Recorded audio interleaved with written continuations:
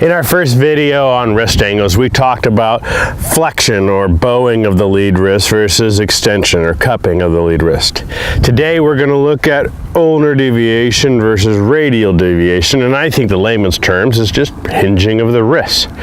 So let's talk about this in terms of pros versus Joes, and I think it's a classic case of less is more.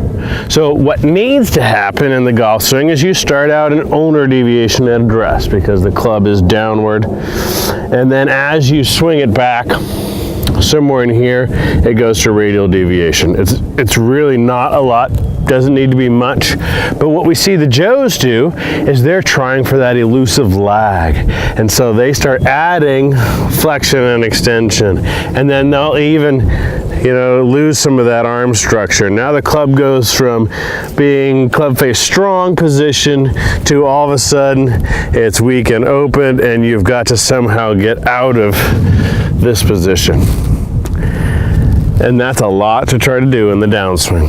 So let's follow what the pros do. Let's do just a simple wrist hinge with ulnar and radial deviation and not add all this other stuff to it.